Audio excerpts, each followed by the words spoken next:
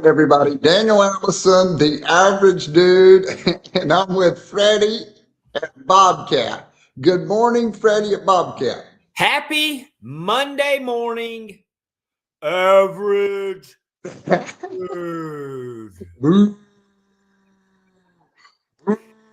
Let me ask you this. Is it going to be a fantastic week, Freddie Blanton? If it's left up to me, it will be a fantastic week. Let's leave it up to Fred, and I believe him. San Diego is ready to go. And Arctic Mike in the house. What you think about that, Fred? Let's go, Mikey Pierce. There it is. Metal Man Matt Venuto in the house, on the bus, ready to rock and roll. And I like the 3 exclamation marks, I'm going to have to say. Let's get ready to recycle. I love it. Let's get ready to recycle. Good Monday. Good Monday. And for those of you that don't watch this program, it's 380 plus days in a row. And I do like to say on Monday, sometimes I like to pronounce it like Crocodile Monday. So there you go. Monday. So now you know it's Monday. And hey, I like that. The bus is loaded. You like that? Yeah. The bus is loaded. What happens to the wheels?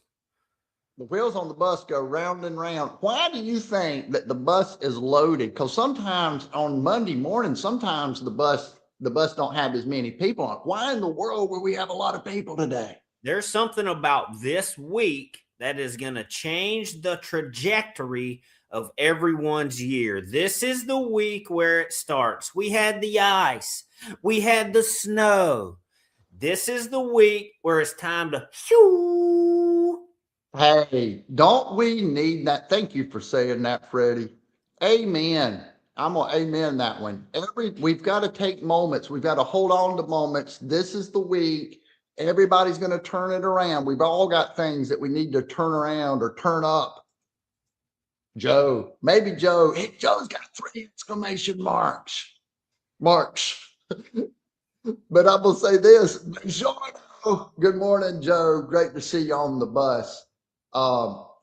Hey, it is going to be a great week. We've got 2 fantastic guests this week. And I think a big part of it is Paul Papp. Got to say hello to Paul Papp. Our weekend was nowhere near the energy level that you guys provide. Hey, guess what? I was missing the bus Saturday and Sunday, Paul. Great to see you. It's true, Paul. He's Mr. Larry Welinowski is back, and hey, we're glad to see you back. We missed you. Happy Monday to you. We've got the crew back. The crew is back together, excited to have a great week. Do you remember interviewing this gentleman that we have as our guest here? Yeah, of course. And I remember him speaking a few years ago at a network event. Absolutely. And what I've done today, because Jody would be really good at this sort of thing, if you have never been on his podcast, he does great introductions. So I wrote down an introduction this time before I introduce Jody Powell. But I'm are you ready for this? I gotta get my voice right and everything. You ready? Make sure if this is a big deal, you better bring the right energy, because I've got to get Saturday the right and Sunday you were puny. That's all I'm going to say. Puny. I was puny all weekend, and now I'm back on the bus. Okay, here we go. He's the rare mix of corporate leadership and ringside chaos. By day, a top-tier HR executive. By night, the powerhouse voice of the ring for South Carolina pro wrestling. Straight from the boardroom to the squared circle, this is the gentleman, Jody Powell. Hey! That is incredible. What's up? Let's go. Hey, welcome back to First Sip, Jody Powell. How you feeling on this Monday morning, man? Great to have you back. Oh, man, it is great to be back. It is a great Monday morning. I am excited to be here. And what an introduction. I'm going to take you everywhere with me, man. Every room I go into, Daniel Allison is going to introduce the gentleman. You may need one more person ringside. Come on, brother. We'll do it, man. Ringside. Freddie Blanton's my manager. The average dude introduced him. We're ready to go. Hey guys, now I will say after we did this last time, and again it was about a year ago that we did this, and a lot has happened. We want to catch up on that, but we did. We talked about something that is a big part of what you've been doing, and that seems to be growing, and that's the wrestling for Christ. And Yeah. I do want to get to that. But before I do, let's see what some of these comments say here. Hey, welcome back. I remember Jody Powell. Jody is awesome. I've been a guest on Hey, the podcast. What a great host and a great guy. What do you think of Mr. Paul Pappy? Do you remember having him on your podcast? are you kidding? How could you forget Paul Pappy? Are you kidding me? Great guy, man. Good to see Paul. Joe, thanks for the shout out. Appreciate that as well. That's cool. Absolutely. The first question I have, and then I'm gonna give it to my co-host. It's something I wrote down. You've been on podcasts and things before. You've had your own podcast. What makes a great one? What makes a great Ooh, podcast? good question. Authenticity. Authenticity. It's got to be real. You got to be who you are. You can have a message, you can have a theme, you can have whatever it is about your podcast, but man, it's got to be real. Don't script things. I've always found that podcasts work better when you go with the flow of the conversation and it goes wherever it's supposed to go. And as long as it's real, then what's going to come out of that are some really good nuggets, really good sound bites, things that are going to inspire people or educate people, whatever your goal is with your podcast. But man, it's got to quack like a duck. You know what I'm saying? It's got to quack like a duck, man. Got to keep it real. I agree with that. And I think you do a great job of that, Jody. That's why I was excited to have you on today. Freddie, what do you think makes a great podcast? Oh, I don't care about that. Oh, okay. He's got a question. Can you be the same podcast guy and the same HR guy? Can those worlds meet? Yeah. And yeah. how do you do it? Yeah, well, I think they can. You know what? I see it on LinkedIn a lot about people talking about HR and how HR is just out for the company and they only work for the company. We all work for the company. What do you mean? Are you kidding me? HR's role is to be that advocate for the employees and for the company. And so we're looking out for the best interests of both. And now not all HR's departments or HR professionals do that. And so just like any profession, there are some that give us a little bit of a bad name. And then there are some situations where, yeah, we got to protect the interests of the company. Absolutely. But we all should be doing that as employees. So when you combine the energy that comes with a podcast, with the excitement, with really wanting to educate and inspire, that's what HR really should be about. So, yeah, I think those two go hand in hand. People first. Yeah, right. That's one of the things as I was reading about your approach to HR. It is a people first type of approach. Talk about working for companies that do put their people first against companies that maybe don't, and the difference that creates. It's all the difference in the world. It's the difference between an employer of choice and a toxic work environment. And I think a lot of people confuse what's meant by putting people first. It doesn't mean that the people get everything that they want. They get the 30 days of vacation and 20 holidays or anything like that. But it creates an environment where people feel wanted and needed. It creates an environment where they recognize their work is meaningful to the organization. There's loyalty to the people you work with and loyalty to the organization. That creates a great culture and a great environment. Absolutely. Fred, what you got on your mind? Anything come to mind as we talk about people first? Have you ever had the challenge of showing up somewhere and you knew this place was toxic and you had to get involved and change it? Oh yeah, absolutely.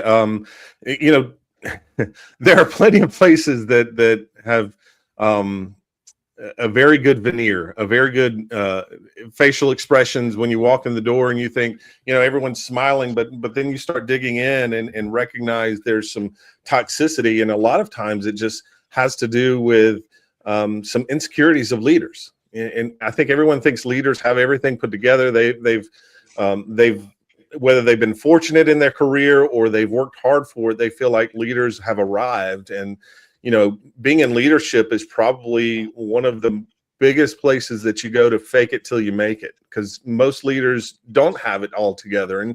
And so that can come out in a variety of ways. It can come out in ways of fear, of kind of this dictatorship mentality that I have to be the the standard bearer and lay down the law in order to be a leader, and that's not leadership at all. If anything, I've learned in my career, the best leaders are those who are servant leaders, who are there to serve their people, who are there to make sure that they have a great work environment to come to every day, and that Monday mornings like this have energy like you get right here.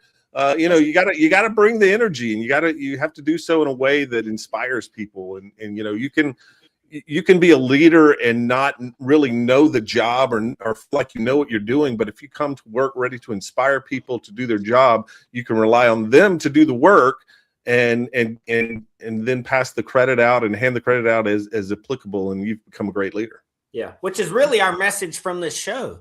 Yeah, right. Let's have a positive mindset.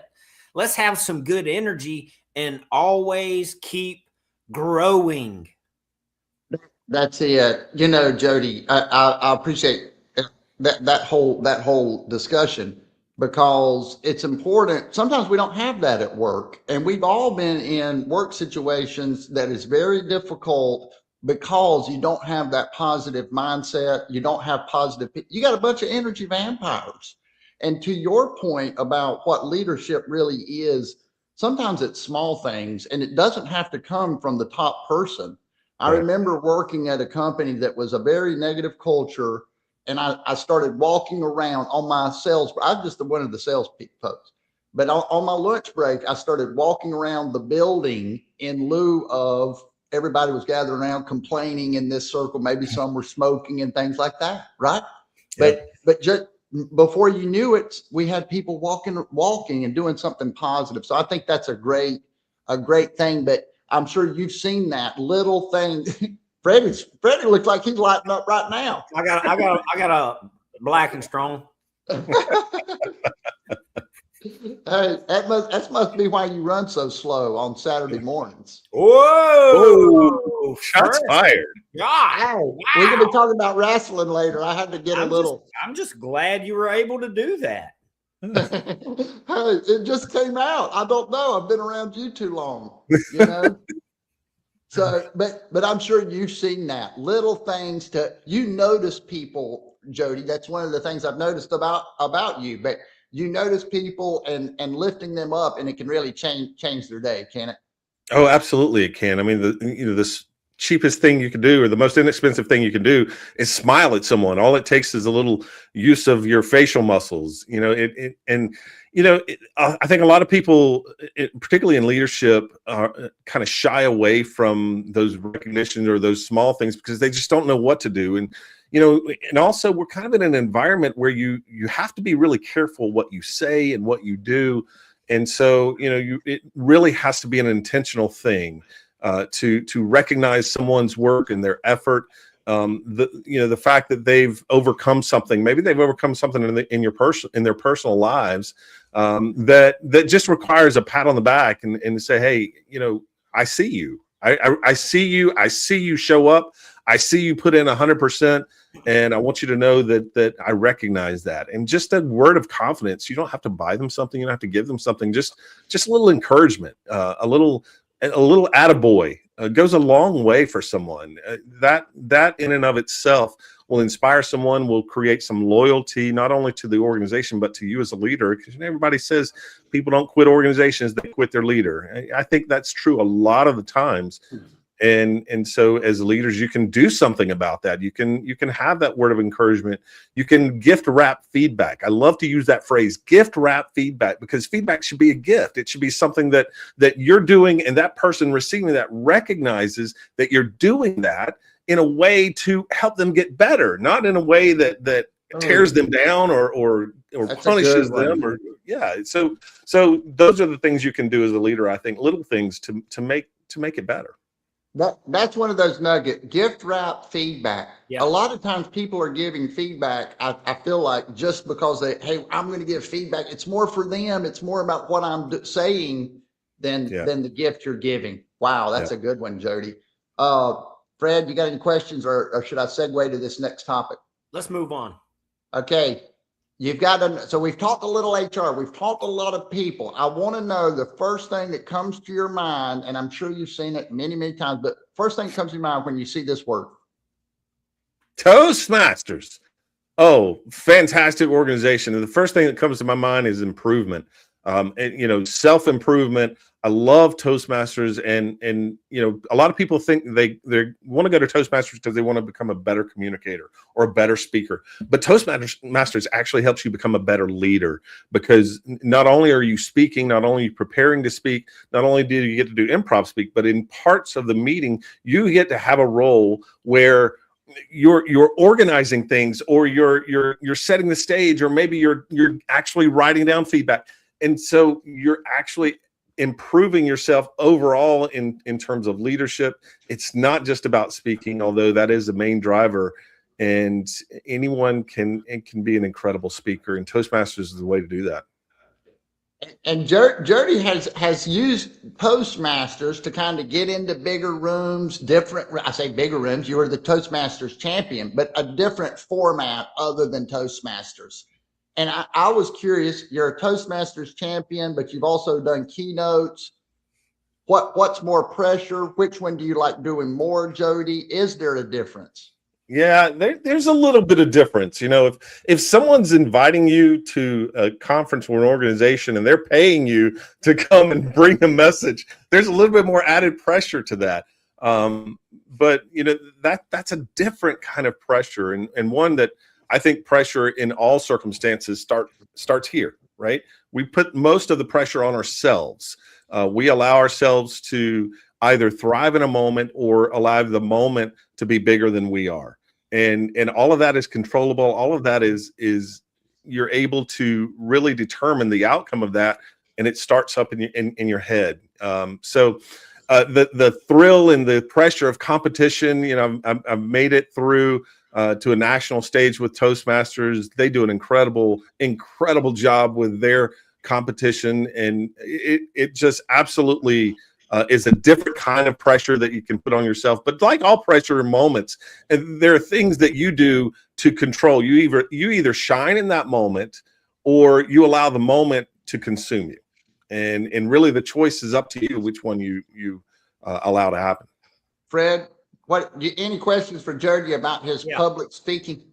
Jody, let's say there's somebody on the bus today and their biggest fear is speaking in front of a crowd, whether it's 3 people or 15 people. What should their first step be to build some confidence? That's a great question, because glossophobia is the fear of public speaking. It's a greater fear, some say, than the fear of death. So it's not that bad, guys. It really isn't. And I know that's easy. People say, well, that's easy for you to say, you've done it. Well, you know what? I'm going to tell you, if you could go back and watch my wedding video, you would hear my voice shaking, not because I was emotional or not because I was, in the moment. It's because I was nervous. I was scared to be speaking in front of all of those people. And so how do you get from that to where I am today? I wish I could tell you there was some kind of secret or magic bullet, but here's the thing you got to do. You got to speak. You got to speak. You got to exercise the muscles. Just like you can't go to the gym and lift 400 pounds on your first day.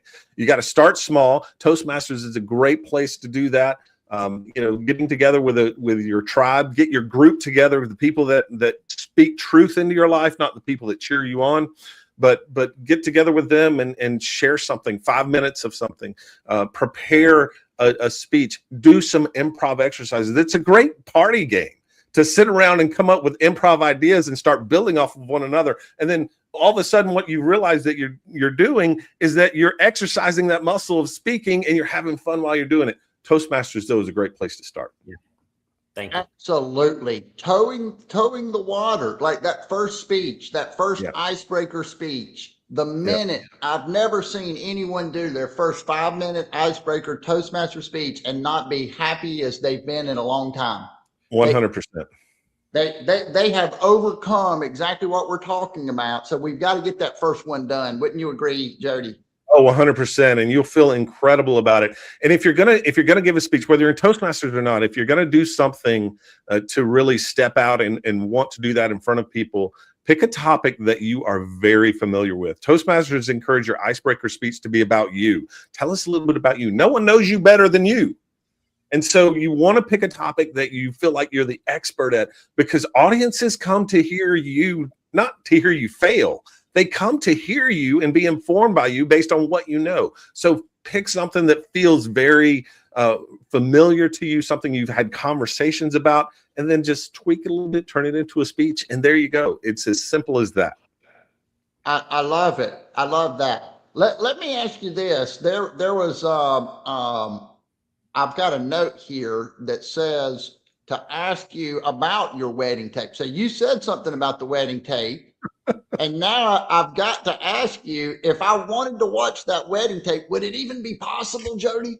Unfortunately not. Yeah, so here's the thing. You know, I've always been a wrestling fan, and I grew up a wrestling fan. I've watched wrestling my whole life. I started when I was 5 years old with my grandmother. And then, you know, after I got married, that didn't change. And you know, I got married. I've almost been married 29 years now. And so I got married in the late 90s. Something really cool was happening in wrestling back in the late 90s called the Monday Night Wars. You had two rival wrestling organizations. You had World Wrestling Federation, World Championship Wrestling. They were battling for your eyeballs on their television show. They wanted your viewership. They wanted your fandom. So each one would have a 3-hour show on the same night on competing networks. That's right, brother. And so, you know what that meant? Late 90s, I'm going to record one while I watch the other. I'm going to record it on my VCR, right? With the cassette tapes and everything. That's what I like to watch on TV. Now, what my wife liked to watch was our wedding video. And so you know where this is going. She would put the video in, she would watch it. Well, she watched it one Monday afternoon, and we didn't change the cassette. And so I got the call Tuesday morning at work. You recorded wrestling over our wedding video. And sure enough, I went home and put the wedding video in. My beautiful bride is about to walk down the aisle, and suddenly the screen goes fuzzy.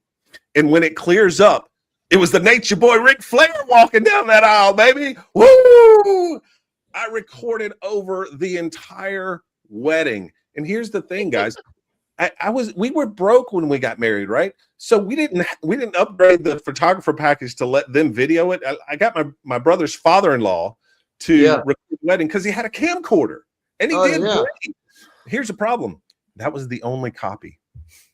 Copy. And so, no, you can't watch my wedding video. You can watch some wrestling, but you can't watch my wedding video. Now, that story has only become funny within the last couple of years. Yeah. And it's just a little funny. I can't tell it too often.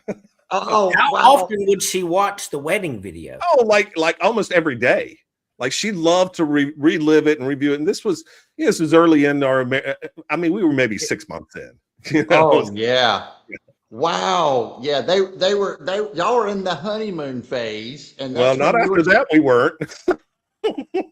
Hey, that could turn into a marital advice type of podcast, couldn't it? Of how to handle mistakes. But I want to ask you, it has turned into a great story. And I had a message up there earlier about finding things that happen that turn into great stories, right? We just tell what happened, being authentic. Talk about laughing at mistakes and why that's important. We're not perfect. We're gonna mess up. What do you think? Yeah, I think, and you had a graphic up there. Where do ideas come from? My ideas come from the stupid things I've done. Right. I mean, that's where a lot of them come from. And if you're going to be a powerful speaker, one that's really good, you can take a mistake. Because here's the thing about mistakes. A lot of people say, how do we avoid mistakes? How do we avoid failure? Don't. You learn from those things. I mean, you learn incredible lessons from failure, from mistakes, from missteps. That's where you learn things. And so when you look at things in your life about, what can I use to inspire someone? Well, what mistakes have you made that taught you a lesson that you would want to teach someone else? And oh, by the way, laugh at yourself, because that's going to bring a lot of humor. It's going to bring, and it's the kind of humor where it's a little bit of self-deprecation on yourself, and be able to laugh at yourself, be able to be vulnerable enough to say, hey, let me tell you how I screwed up. Being a speaker doesn't mean you are the expert and you're perfect at everything. It just means that something has happened, that you've learned something, and you want to share it with other people. And a lot of times that comes in the crazy things and the stupid things, in my case, that you do in life, like recording over your wedding video with wrestling. That's right.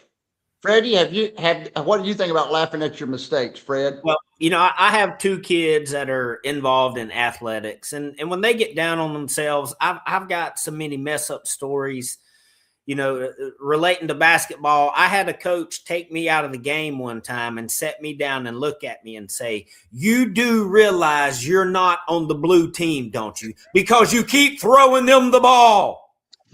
Wrong team, sir. Hey, one of my worst ones was they came over after a Toastmasters event, and she said, I'd like to get a picture of y'all. And there were several of us sitting there, and I stood up, and she said, "Oh no, I was talking to the winners." Mama! Hey, Mama! Hey, speaking of, there was another comment. Speaking of Mama, she made a comment, but then, Paul was talking about memories, and you have a metaphor about memories, don't you, Jody, about banana tree theory? Does that ring a bell? But who have you been talking to? Hey, I've been Oh talking man. to artificial intelligence. Yeah, I don't know the details, but I was curious to ask you. Yeah. So, so my dad growing up, one of the things that he always wanted to do was put a swimming pool in our backyard. We weren't that family, right? We didn't have the means to do that. But he scrimped and saved, and he did. And my dad was one of these guys that could just do everything. He would have a vision, he would build it, and it was there, and it was incredible. That trait did not travel down the gene pool to me, but he built this incredible swimming pool, this oasis. He built it up around all this tropical look, and so he planted banana trees. And the thing about banana trees is this: a lot of people don't know that when a banana tree grows, something incredible happens around the base of that banana tree. You get like 50,000 little banana trees that pop up around it, right? And so my dad, upstate South Carolina does not provide a good climate for banana trees. And so we would dig them up every fall, and we would replant them every spring. And he kept all of these little tiny banana trees. And so it was a chore. And of course, being the kid that was dumb enough to hang around the house, I was stuck with shoveling those banana trees and helping him out.